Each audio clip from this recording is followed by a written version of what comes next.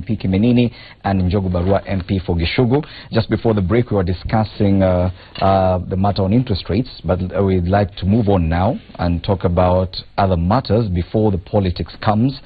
And on the page 12 of the Standard, yes, it's about the judges' conference happening in Mombasa. It started yesterday. And one of the main headlines there is that judges and the Attorney General want life imprisonment abolished. Yeah, very interesting discussion there. They say no prisoner should stay in jail until they die, regardless of the crimes they committed. And the Attorney General actually supports this. And there's so many matters there. And let's start off probably with the MP for Kibra. There's the issue of the Sexual Offences Act, which prescribes some of these life sentences. And probably to help our viewers understand exactly what these judges are talking about. First of all, I think you've talked about Sexual Offences Act. Basically, a judge needs independence to make the decisions on the circumstances and the facts of the case presented before them. But if you find something like robbery with violence or armed robbery, a lot of those are life sentences or death sentences. But the death sentence, yes. So there's no discretion of the judge. So if you get a young man who robbed somebody of a cell phone and maybe they had a knife or something, then you ask yourself, should that young man at 18 go to jail for 5 years, learn a trade within prison, show he has reformed, be released and continue with their life as a productive citizen, a taxpayer, or should they stay in life for the rest of their life, for which he attempted to steal a cell phone, was arrested, and now we will pay for his upkeep and health care for the rest of his life if he's in prison for 50 years. It doesn't make economic sense. But judges also then think their hands are tied. But the other thing is about the death penalty. The fact that we've admitted it's cruel and we are not using it anymore. Yet it is prescribed and it is given, but then we just go warehouse the people. So we need to really make a decision. It's a life sentence as well. Yes, rather than a death sentence. Which then, if you look at many countries that have developed, and we can learn from their examples, is countries in Scandinavia, Denmark, if you look at countries like the Netherlands, that are actually going the other way around. Prison is not for punishment, it should be for correction. Then you see questions of who's in here, what do they do, how do they pay for their crime, but also how do they reform. You don't want somebody going to prison to become a hardened criminal who learns nothing, and then when they leave and they come out, they go back into crime and are arrested again and sent back to jail. So I think that's one thing. But the judges need their independence to make. For instance, on the Sexual Offences Act, if a boy in Form 3 is, let's say a boy in Form 3 is about 16 or 17 years old, has a sexual relationship with a girl who's 13 in class 8, who just finished Form 1. They're all underage, they're minors, they're juveniles. But under this law, the boy of 17 can end up with a very serious penalty, and not for defiling the girl or whatever it is. For defilement. And that's very interesting. But you can find there's also cultural lacunas. There might be issues where if their religion allows them to get married, then they get married, and then you sidestep these things. So it's very interesting what to talk about in that rate and what the guidelines are. So what the judges are saying is, even in the Sexual Offences Bill, none of us can support sexual offenders, people who defile children, rapists and things like that. No way. They should be arrested, investigated, prosecuted and sentenced to serve a fair term for the mistakes they have made. But what you don't want, again, is where then a judge has no, within the circumstances of the case, and we've seen this, you know, primary school boy, class 8, with a girl of class 6 sentenced to life. What if, you know, and it's never actually in this, when we talk about the balance tipping on attention to the girl child and the boy child, it's never anyone considering the interests of the boy too, that it's a boy, it's a child too. It's always, oh, the girl is a victim, the girl is a victim. What if the girl is never, you know, it could be the girl who's put the boy in a bad situation, and you never hear those cases being prosecuted. So we need to be careful about it. A whole other different conversation right there. But to the proposals by the judges and magistrates, do you think it is a discussion we should be having right now, that probably we should review the life sentences? I think the magistrates and judges, as they say, put together with the councils and all the rest of them, are very learned people in matters law, and they therefore must be well informed about that which they speak about. People like myself would take a look at it through layman lenses, and we would be asking questions such as we're going to make these kinds of offenses endemic, because when we punish people, it's not necessarily because we are going to correct that which they have done. It's perhaps even as a lesson and as a message to other people that if you do this, the outcome is likely to be so adverse that you don't even want to think about it. And there is every likelihood that we are going to encourage fellows to engage in these kinds of offenses. The deterrent perspective to this whole thing is critically important, and I appreciate some of the things that Mheshimiwa Okoth is saying about prison itself being a reformatory. Indeed, in certain dispensations, it's not even seen as a prison as such, a plenipotentiary reformatory, a place where people go to be corrected. It's a correctional institution. But look at the incidence again in the Scandinavian countries of these kinds of crimes. They are very, very low, and there would usually be something to do with the psychological condition of the perpetrator. Unlike around here, where these things have become so endemic. You've heard about young little boys, Mheshimiwa, who have been accosting women somewhere at the coast, and sucking their breasts. We have heard of places here in Kariobangi, in Dandora, young boys of 15, 16 accosting and raping women throughout the day, in broad daylight. And to what extent do we want to be tolerant and peppering justice with mercy? I think within the statutes we need laws that encourage deterrence, the laws that are deterrent, and that perhaps we introduce a certain latitude for the judge or magistrate to exercise some degree of discretion. But to say let's get rid of this because of condemning this person, what of the fellow who has been killed? Some of them actually kill. And when you kill somebody, they don't come back after 5 years or after 10 years. They, 20 years prison. They die permanently. So even you should also be... They die permanently. But Omalo, you know, the push for stiffer penalties, especially for sexual offenses, has gone on for years. And the movement's still going on. I remember last week a member of parliament was speaking in Muranga at an event where the First Lady was there, and she was even calling for castration of rapists. And because they feel that even the laws currently are not stiff enough. Should we really be considering lessening the penalties for sexual offences acts because it is a proposal? They've not even it's still a discussion, not even a proposal. They're still talking about it. But should we be having this kind of discussion right now? I think it's indeed in order to discuss this, and of course when it comes to sexual offences, you find that the law has stiff penalties.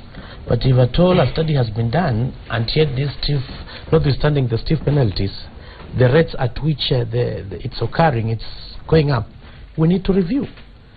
And I do support, I think it was Honorable Sabina Chege, that maybe they should be castrated. I think those are the words. I think so. Yeah, if the issue of castration can deter, then so be it. Because the law is supposed to be put in place to deter. But if I'm told the law is in place and yet the activity is rising, we need actually to review that.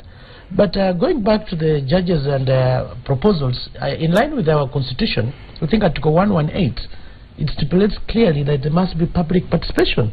And this, because these are the people who are interpreters of the law, it is quite in order. Whatever they are suggesting, maybe they've learned from many other jurisdictions, it is good to be able to consider this. And I'm hoping the Committee on Justice and Legal Affairs or any other member has heard this and can bring this in Parliament, because the legislative authority is vested in Parliament, not any other place. We are the ones who make the laws. The judges, judiciary is there for purposes of interpretation. So really, if this will add value, why not? We should be able to consider this. But I also want to say something on death penalty. Of course, death penalty, as a Christian, the only person who has the powers to give life, it is Almighty God. And no one else has the powers to deny anyone life. But the issue of life imprisonment, we need to give a clear description. Like many other jurisdictions, if you have 15 or 10 years and above, it is like life imprisonment. Maybe it's the highest time in Kenya. We should have a clear description so that we'll be able to know. When you talk of life imprisonment, is it 20 years? Up to or the is end it of life. for the end of life?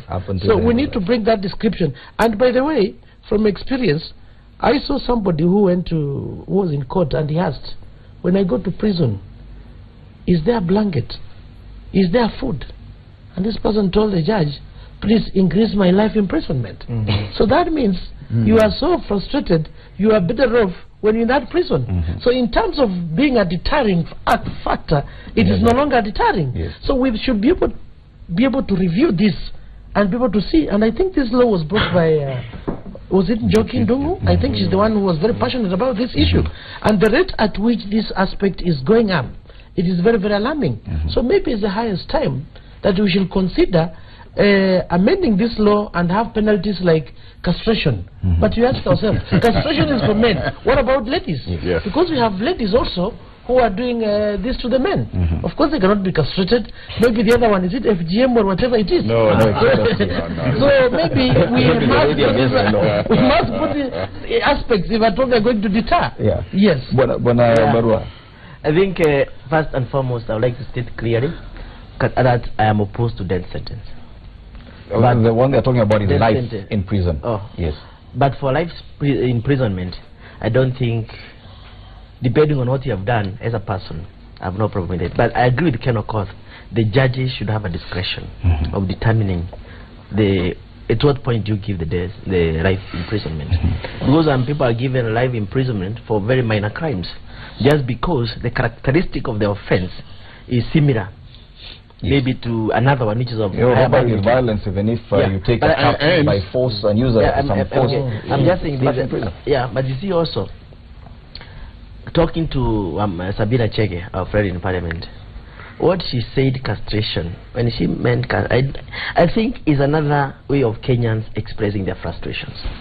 We have seen people raping, you see? Very old people. Very old people. Very children. Disabled minors. You see now? Disabled people. Somebody, the village is clearly aware, I can say X raped Y, who is either 80 or disabled. The police don't come for him or her. When he goes to the police station, he's released the following day, maybe the board of 5,000 shillings or something like that, or even a free board.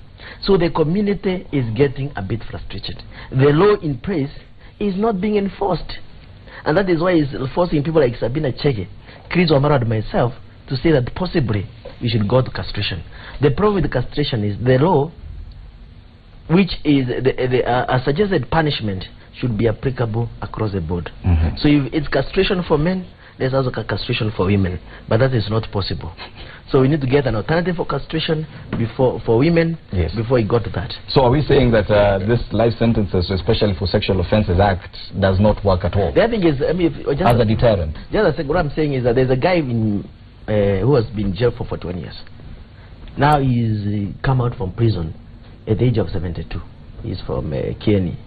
You must have read him in the newspaper. The man is completely lost. The man is completely wasted. To me, that is life imprisonment. He has lost direction where he came from.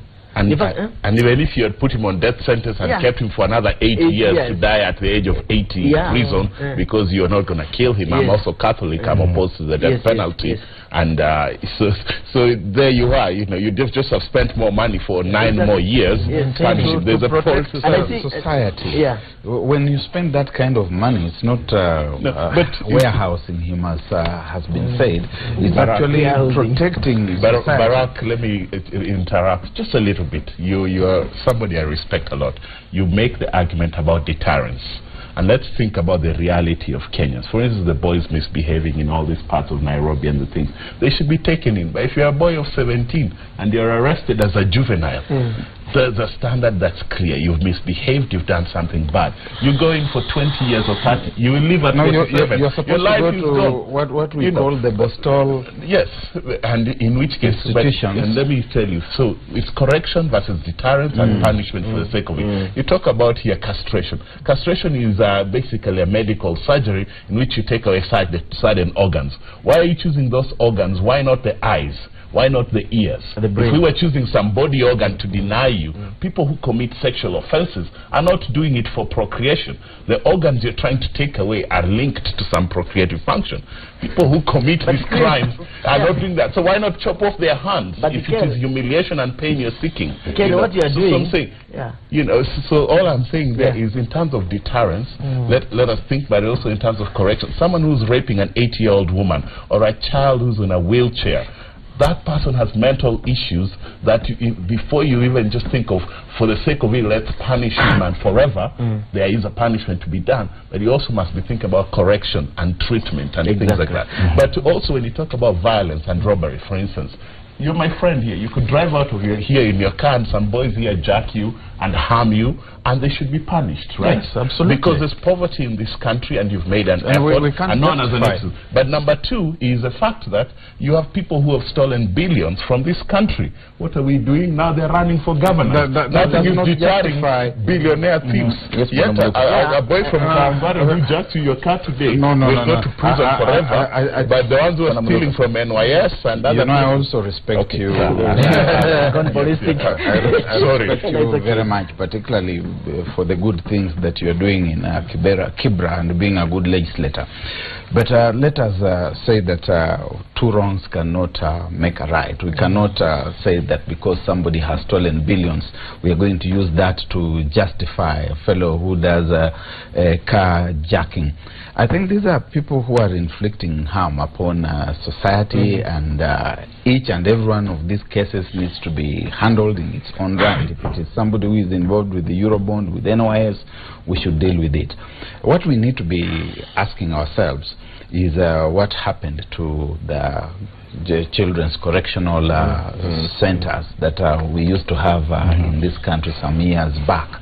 Because now we have got children being put together with adult crime suspects being jailed in the same institutions with adults, and there's a need for us to go back to that and ask ourselves whether there's not a case for those correctional institutions. About what part of the body we accost, we must remember that there is the anatomy of offense, and it's that anatomy of offense that we are going to target and disable, so that it's no longer functional, and therefore it can no longer do that which it has done.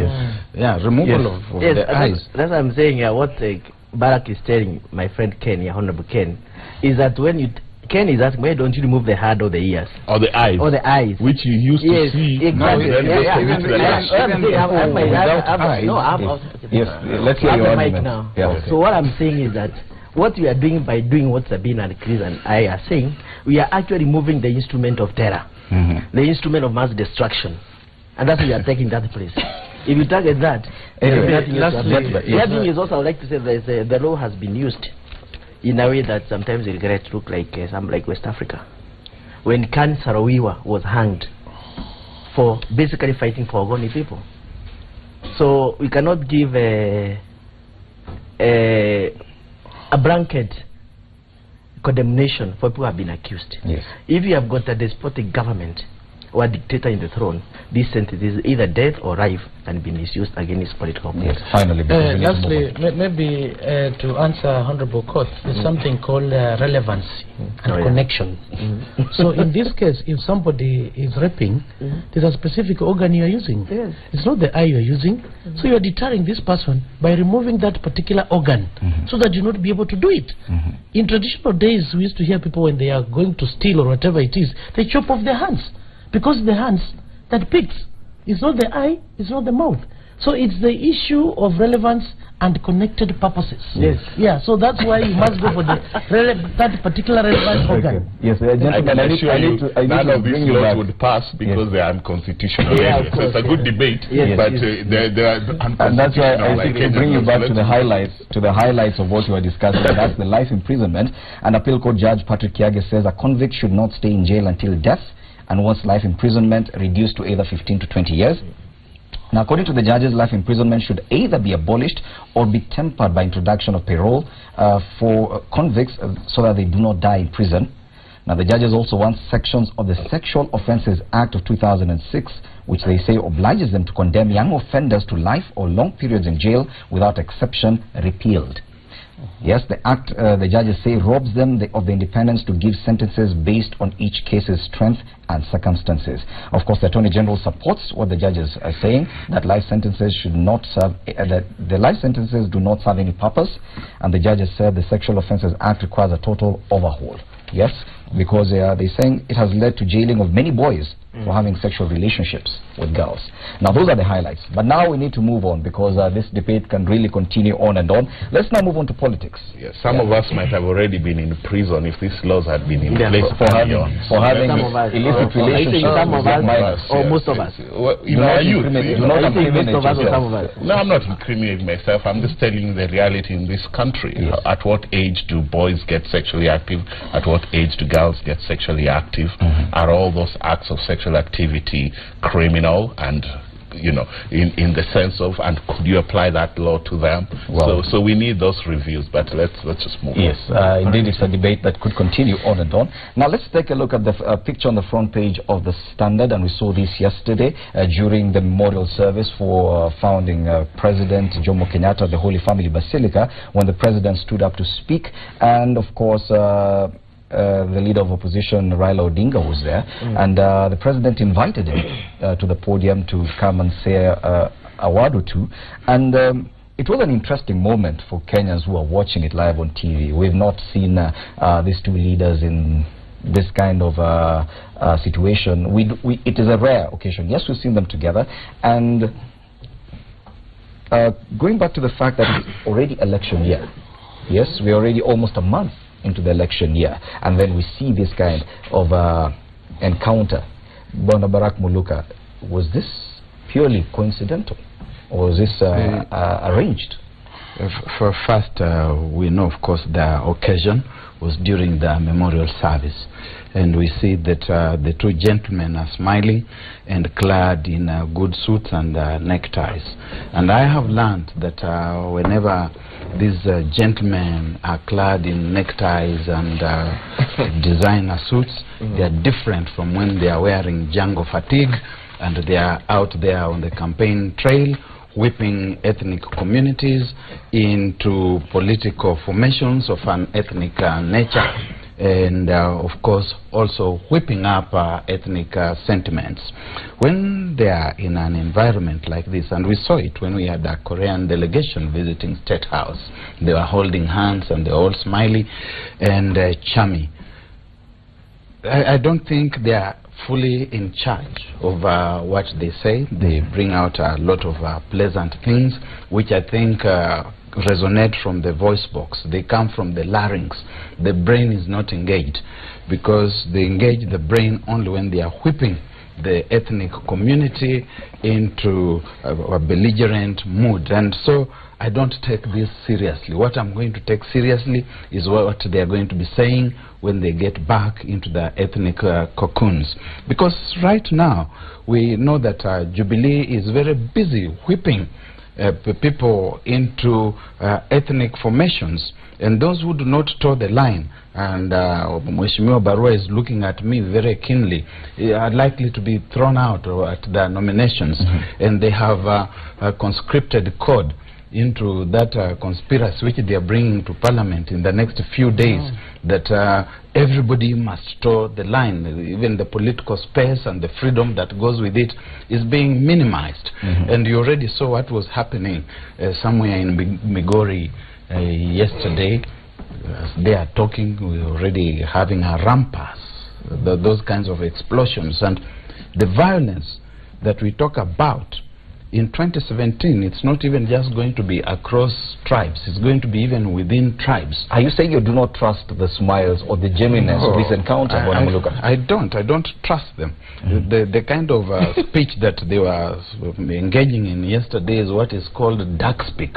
It's the cackling of ducks. It doesn't come from the intellect, it doesn't come from the heart, it comes from the voice box. So that there's a stream of sound that is coming out, but that stream of sound is not backed up with any serious commitment. Tough talk here. I don't know if Bwana Kenokos agrees with Bwana Muluka. Surely, because they made some pronouncements, and from what they said, it looked like there had been a prior discussion to it, that this election there will be no violence.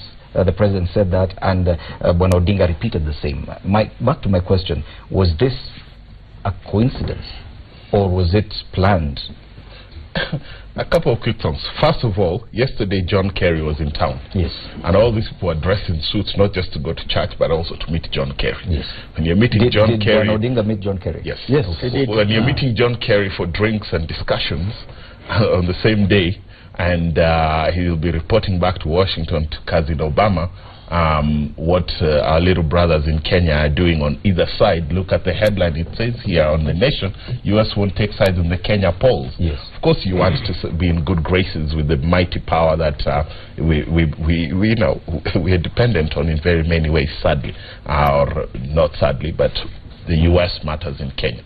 So John Kerry was in town, number one. Number two, give them credit. I am a practitioner in politics, and I think as a representative of a cosmopolitan constituency in Nairobi like Kibra, that has people from all of Kenya's ethnic communities, you need to be a very serious person to be a leader of Kenya. These are two people that could be presidents of Kenya at 2017 election.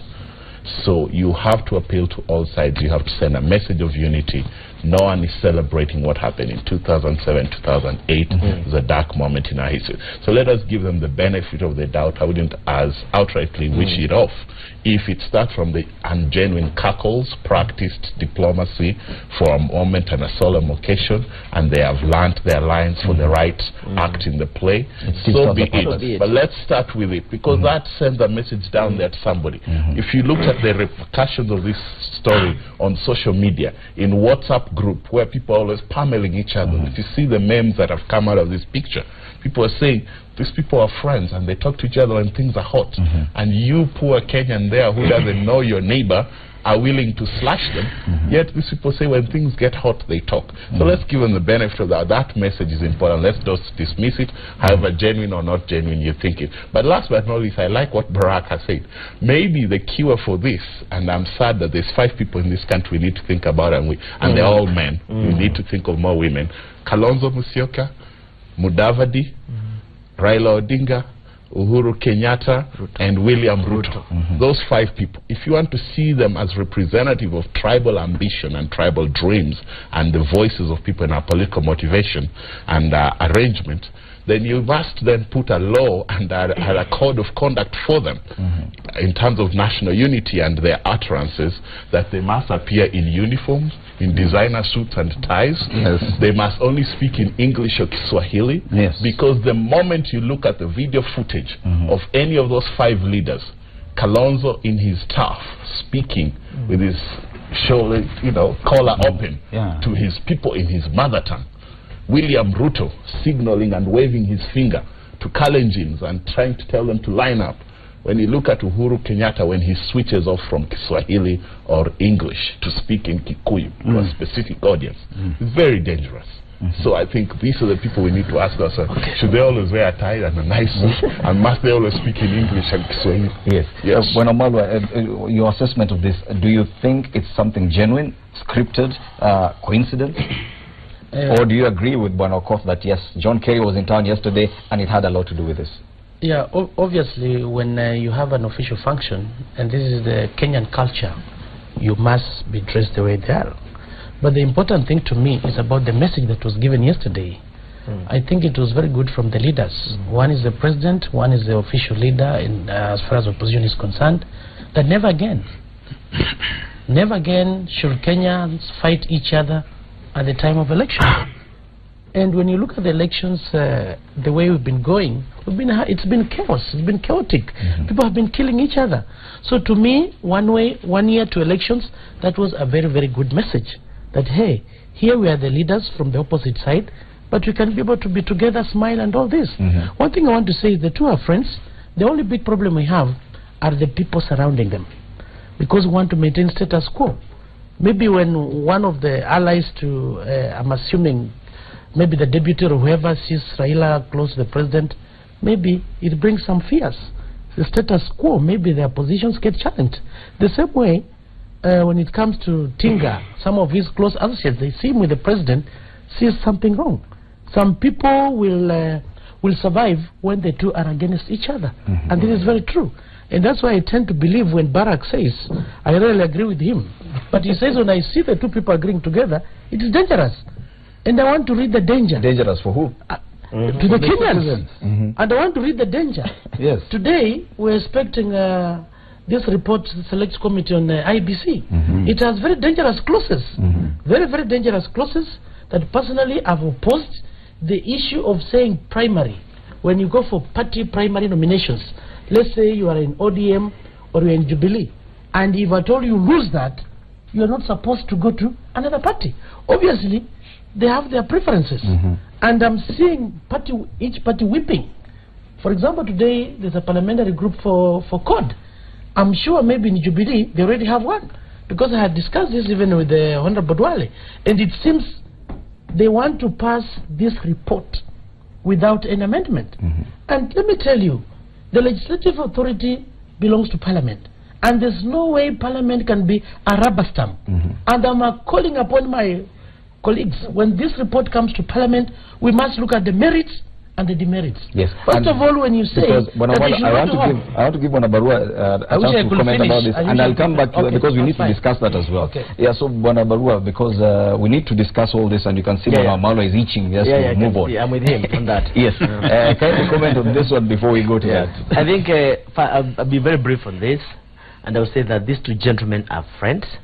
The only problem is that they have common interest. They have a common position.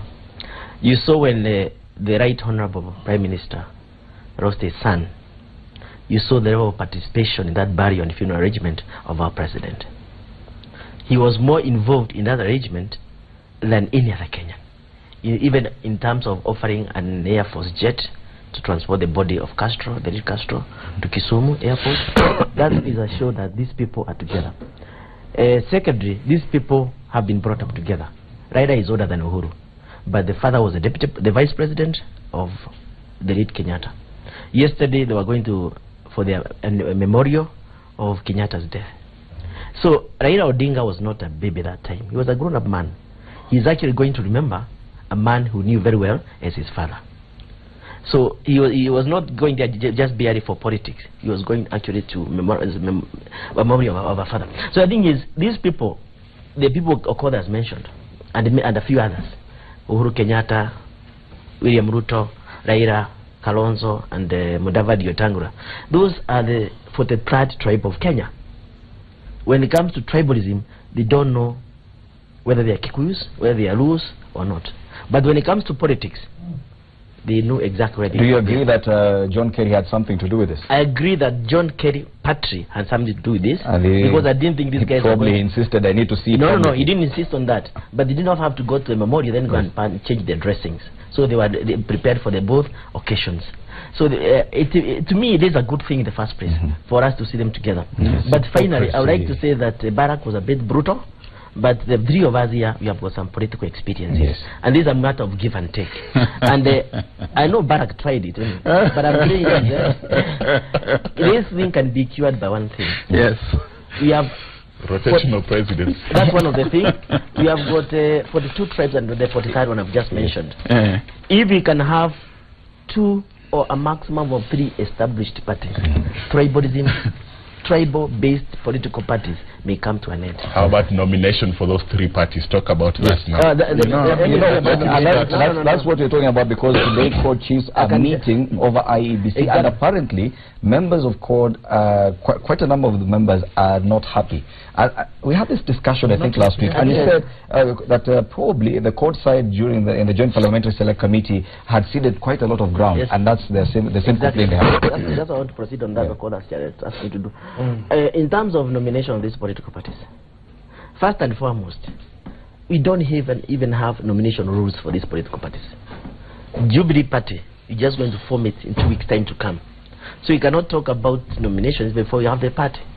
When you go to President CORD, ODM, go to Wiper, go to Ford Kenya, the way the nominations are conducted is they're in shambles all the time. There are so many funders of these political parties in terms of money, and there are some owners of these political parties, and they can decide who is going to get the next ticket for a particular seat. So whatever they are proposing is good, but they have to assure us of one thing. We are going to have foolproof nomination, which is not possible at this particular time. So in terms of Jubilee, I was at the airport the day before yesterday when Kalonzo came from United States, and I happened to listen to him as he was addressing his... You went to receive him? Well, I was going to pick my wife, was coming from Mombasa, but it's okay, I can also receive him as a Kenyan. But one thing he said, and I listened to him, he said that Jubilee, the 12 parties of Jubilee have marched together. But when it comes to nomination, CORD will be smiling all the bank, because there will be so many fallouts. And he said, I expect at least 50% of current MPs in Parliament after nomination to come to CORD. What he was assuming is that there would be fair and free nominations in CORD, or within Wiper Party itself, which is not possible. So let us walk the talk. Let us have fair nomination across the board, even for the presidential position, for any other position, but not actually deciding that this position is safe, others are not safe. Yes, Bonamalo, there's quite a lot that you're not happy about in terms of this IEBC talks and the proposals that are coming to Parliament, which you say there's even a plan to just pass them without any amendments. Absolutely. I'm one of the legislators who are not happy about the deal. Or you're one of those who actually insist that CORD ceded too much. I spoke to Senator Orengo, and I told him, as a CORD coalition, you've ceded so much. I also spoke to the Prime Minister. This issue of the Joint Select Committee, it was not a walk in the park. It came through struggle. People lost lives. People lost property. Jubilee was not ready to engage, irrespective of the fact that even the churches came in and said, it's true, we need a credible IEBC. So after this was agreed upon, in a negotiation, it must be a win-win. As a CORD coalition, we were to go for the IPPG. That was the most important thing. First and foremost was the exit of the commissioners. We had agreed they are going to go. But the challenge is, how are we going to get the new commissioners? When you look at the IEBC Act, the way it is currently, there's this issue of selection panel. And the four people in the selection panel are supposed to be appointed by the president. And here we challenge you, say, no, it's not going to be fair, because this is a player. There's conflict of interest. And that's why we thought we should have gone for the IPPG model. Unfortunately, we lost it. James Orengo tried to convince me, but personally I know we lost it to the power. The powers that be, the government is in power. We've had a lot of registers. We've heard of the Green Book, the Black Book. So we thought there must be a total overhaul as far as the registration is concerned. Here, what comes in? We gave in. We are told, oh, an international auditor will come to do ABCD. So to me, these are some of the two critical things that I thought from our side of CORD coalition we gave in too much. Yes. The only thing we won, which is insignificant to me, is about the number of commissioners. The other side, they were talking of 9 because of the former provinces. And our side, we said, hey, we need 5. So we came a common ground, we came to 7. So overall, you can see we're giving in too much the Jubilee side, much that we are being convinced. So the big challenge you have right now, we also told this report, they presented to us, I'm part of the parliamentary leadership, and one of the dangerous clauses is that when you subject yourself to the nomination, if let's say the nomination of Code Coalition or of Jubilee, in one way or another, and we know all these chiefs, and as Barack puts it, as they smile, it's dangerous. And that's why I'm saying this picture is also dangerous this week. We are expected to debate this IBC report. And we are told here, it is a rubber stamp. We just have to pass because it's been negotiated. Of course, they have preference in terms of what kind of people they want to be an MP and there. Who knows? My brother here has been a very good legislator. Maybe he's not in good books. And if you are sacrificed, you cannot go as an independent candidate, you cannot go to another party. We've seen it in history. We've seen members of parliament who are out as far as ODM is concerned. They went to other parties, they're back in parliament. The same way in Jubilee areas. We have some people in one way or another, they didn't come through because maybe it was not free and fair, and they are back to parliament as independent candidates or through other parties. Article 38 of the Constitution is very clear as far as freedom of choice in your political choice is concerned. So by you coming to impose this to the legislators, that you just rubber stamp and pass it the way it is, I find it is very, very dangerous.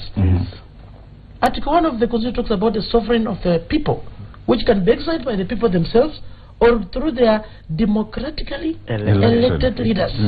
Here we are being, I don't want to preempt what they're going to discuss, but personally, you know, I'm here today and I'm leaving for Rome, which I thought... So you will not be attending this forum today? I'll not be attending, unfortunately, but I've discussed with the leadership, and I know Court will be there, but this matter will come to the floor of the House. I wish I was there, so that we speak openly and express our desires. Because I'm seeing a lot of fears when the two people are together. What Barack says is also dangerous. Maybe it's an indicator to tell them, hey, this is something good, but I'm calling upon honorable members to look at it objectively. The clauses that are good, they are appealing, let's pass them. But where clauses are dangerous, because of the selfish interests of specific individuals, we must be allowed to amend.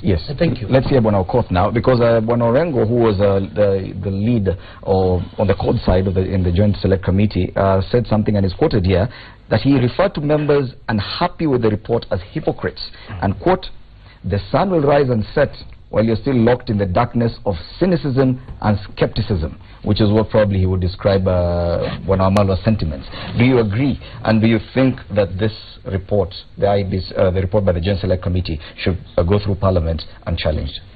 I think James Orengo is being very arrogant. Nothing that's done by humans is infallible. Anybody else could have been in that committee. I could have chaired that committee. Orengo should not think he's so special because he was co-chair with Murungi, you know, with Kiraitu. I could have even done the job. Chris Wamalo could have done that job. Much better, so Orengo should hold his horses and tone down his arrogance. He's a smart guy, but there's many brains in this country. There's many people who represent many thoughts about this country. Article 1 of the Constitution, as Chris has said, sovereignty of the people. We know that none of our parties do democracy. Orengo himself knows. He's been in and out of CORD and ODM, back and forth. He can tell you where the problem hits. You know, so let the Kenyan citizens, if a member like Chris Wamalo goes to Ford Kenya and his party leader doesn't like him and denies him a certificate, let him have the chance to be on the ballot and the ultimate sovereignty be done by. In my election in 2013, as in ODM, my certificate was delayed. The person that I beat, that came in second in our nomination, went to Federal Party of Kenya, and he reigned 6-8 weeks later. We had the general election, and he got his votes. He knew where he stood. He could say it was clean and fair at that point. He didn't. He said, "Oh, in ODM I had been favored." We met at the real ballot, which I think was right. And I would like also to have the same chance. If my party was to mess me up, I want to be on the ballot and let my citizens decide, no, Ken Okoth in Kibra, we've done 6 peace, we don't want you. Thank you for your 5 years, you can go home. After all, you're not entitled to be in Parliament forever. So are you saying this report should be amended? This report must be amended, shall be amended. Otherwise, we will fail it. So it's pointless. And James Orengo was not on the street by himself. I think his words of arrogance are actually hurting people within CORD. And we must tell him the truth. Because tell us what is the logic. Convince us. Don't try to bamboozle us. Don't tell us we need all the thinking in there. Who knows if they were not compromised? After all, the concessions that they made was dramatic. You know, when you say IBC commissioners, these 6 are leaving, and you're saying we will give them 200 million. Why are they leaving? Either they are culpable or they are resigning. If I resign my job today, no one is giving me 200 million. So if they are resigning willingly, let them go home. And giving them indemnity and immunity if they committed economic crimes and were incompetent. Don't tie the hands of whoever will be president or prosecutors. Banabarak Muluka, last week or 2 weeks ago, we were happy a lot. Kenyans were happy we had a deal. But clearly, from what you can see here, with the 2 members of parliament, we clearly do not have a deal. Maybe before Barak, because is there 3? No, you. Yeah, the analysts, because I want to make a comment so I can come in and do the analytical bit. Quick one. What I would like to say is that we have just talked of castration about rapists here. What is just about to happen is castrating Parliament. When you bring a report and say that you have to adopt it the way it is, you are actually making it is even better to stay out. You can sign for it because you cannot change that document. When a motion is brought in Parliament, when a report is brought into Parliament, there are 3 options. Either you pass it as it is, we pass it as an amendment, or reject it. So members of Parliament who have delegated authority from the citizens, we are here, we should be given that opportunity to look at the report paragraph by paragraph and make a decision.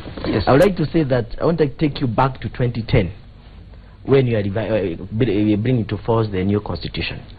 There were more than 200 amendments proposed by members of Parliament from the public which are supposed to be effected.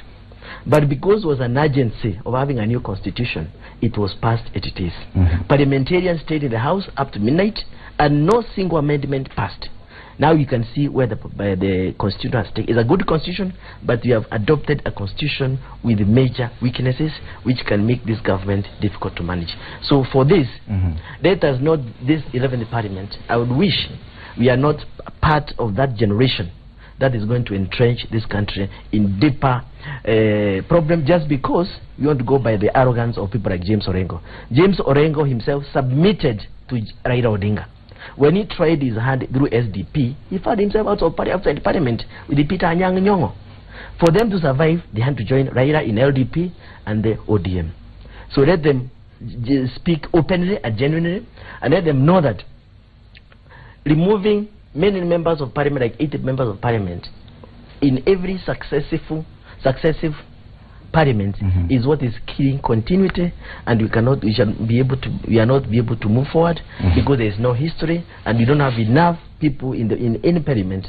We don't have a majority of people in Parliament who had a history of the past.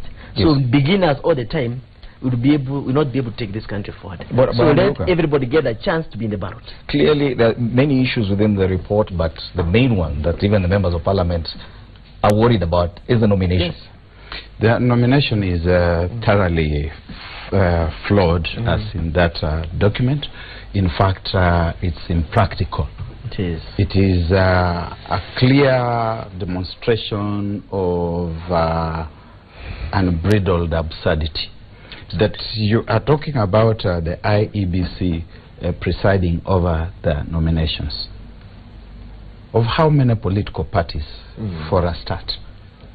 And let's even just say to ourselves, suppose we had just as few as 10 political parties. We have got 1,450 wards. And we're going to have about 15 up to 20 candidates for MCA, say on a party like Jubilee Party, or on a party like Wiper, or a party like ODM, that for Ford Kenya, or Ford Kenya.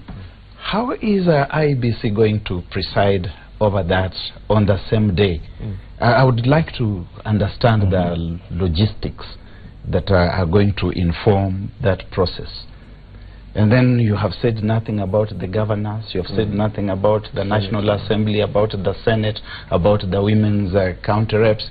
It is impractical, it is impossible, it is not going to happen. It is opening up this country to madness of the highest order. It cannot work, and I cannot understand when somebody like Senator Orengo tells people that they are being cynical. It cannot happen. It won't happen. And when you move beyond that, I think any member of parliament who is going to vote for this bill the way it is must be told that he or she is signing their own political death warrant.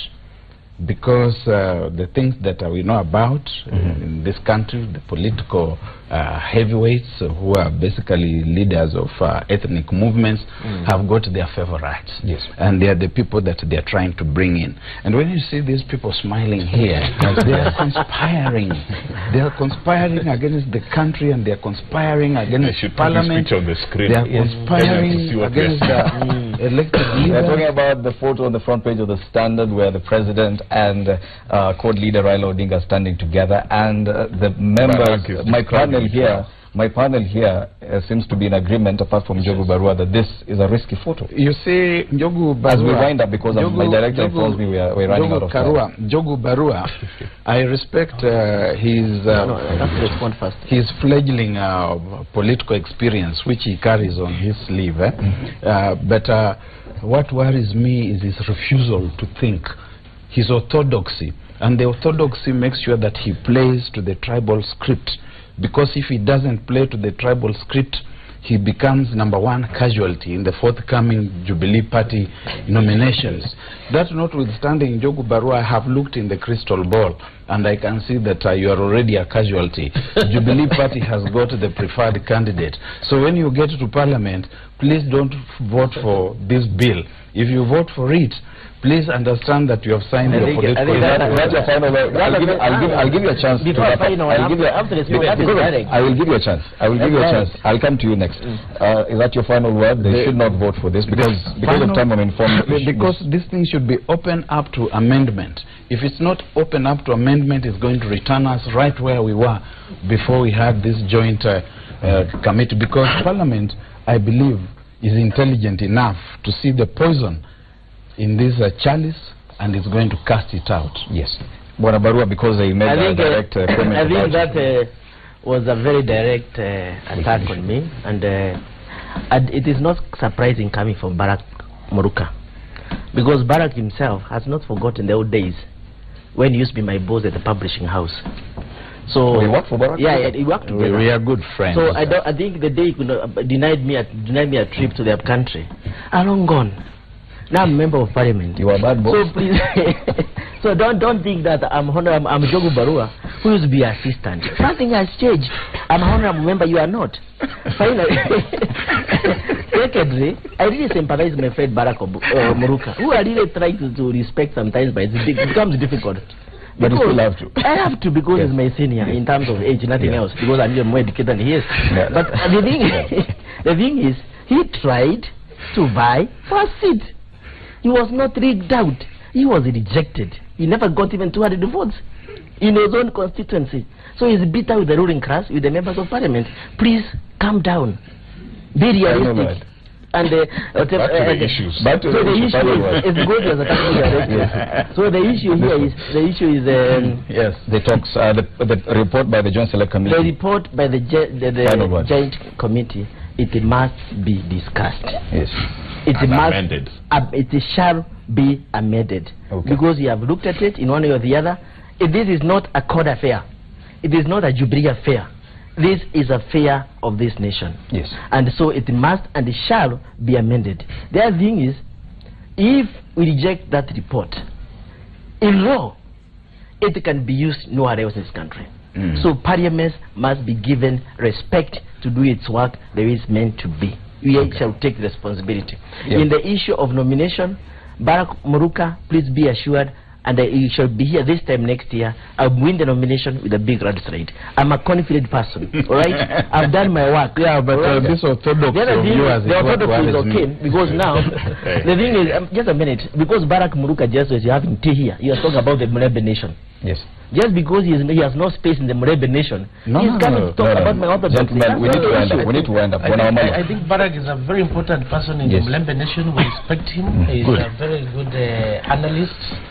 So I want to say analyst that, analysis of all issues. He's the brains we have in the nation, and we should respect him for that. But my last take on this issue of the joint report, I want to remind Kenyans, when there was this issue of the ICC, His Excellency President Mwai Kibaki went to the floor of the House, Prime Minister was there, telling parliamentarians he wanted this way. But they exercised their democratic right. So we don't want parliamentarians to work under duress. Let them go to the floor of the House, let them look at that report objectively. And what is good, let it be passed. What is bad, please allow parliamentarians, because they are the only ones who have the legislative authority to amend. No one should dictate. As I finish, a member of parliament for Kiminini, where His Excellency the late Vice President Wamalwa Kijana comes from. Today we are remembering him. His anniversary is unfortunately not be there. As I mentioned, I'm on my way to Italy, Rome, where we are having a legislative network for the Catholic members of parliament. I'll not be around. You know, he's from my constituency, Kiminini, and I know we have other capable leaders who are there. I've requested my neighboring member of parliament for Saboti, Wafula Lazaro, the CS Eugene Wamalwa, and many others who are going to be there. But I want to dismiss what has been said in the papers, that this anniversary is being boycotted by Moses Wetangula and Musalia Mudavadi. That's not true. Anniversaries are there, but at times when you are engaged, you can't be able to be there, and you can send your representatives. For example, right now, Wamalwa Kijana is my political father. I'm supposed to be there, but because of this exercise, I can't be there. But my representation will be there. We've seen even the anniversaries of the late president of this country, whereby Uhuru Kenyatta himself has not been there. Reasons which are there. So we don't want Kenyans to read too much. And this is particular to the journalists. Please don't bring in some issues which are going to divide this country or divide a nation. Musalia Mudavadi has given reasons why he can't manage to be there. Moses Wetangula, he can also be there. He has given reasons. As far as this report of IBC is concerned, is going to be on both floors of the houses. And as a leader of minority, he has to be there, maybe to move or to second. So there are reasons somebody can be in hospital. So we want to dismiss such issues which are being brought here, and our journalists, we love them very much, access to information, but please report objectively. We are not there because reasons have been given. I will take your message to the journalists. Those are my colleagues. And finally, Bwana Kenoko. I go back to the photo on the headline. If you look at these two gentlemen, they need votes from everyone. And that's on the front page of the Standard. And they promised that it's never again to poll chaos. And I want to reiterate that message, especially to the young people, 35 and under, who are then turned into the foot soldiers to carry the stones and the sticks and the machetes and set the fires. Listen to this message, look at this headline, never again to poll chaos. If you want to make a political statement, register to vote, organize, mobilize, get your voters out. If there's a sick one, put them on a wheelchair or a wheelbarrow and take them to the polling center. That's the only way to win politically in this country. And make sure then you sit there and count the votes in a clean manner. Make sure you have agents in every polling center, that the votes that were cast count and matter. That's the only way to fight politically. No more going to ban people in a church. No more having us going with cases to the Hague. So my message is beyond these two leaders you're seeing, to the young people in this country, in every corner of this country, whether you're in Central Province, whether you're in the Rift Valley, whether you're in Nyanza, whether in the coast or the north. Let us all remember, we're not going to fight physical fight killing other Kenyans for political powers. Let us register to vote. Let's make our parties vibrant, and these political parties, the report coming to the House, I insist, must be amended, because if a political party is so good and its nominations are fair, even the disgruntled people who lose, the political party should not worry if they know they've chosen the best candidate. They know they will win those seats. It's only political parties that are attempting to be dictatorial, knowing that they will kick out strong people and stop them from stepping on the ballot to make their weak people make it with those certificates that are worried. But if you're not worried, let everybody get on the ballot and prove that your person was good. I'll give you an example. My own party, ODM, gave our certificate to Rosa Buyu in Kisumu West. Olago Oluoch lost in the ODM nomination. He went to Ford Kenya and he went to Parliament.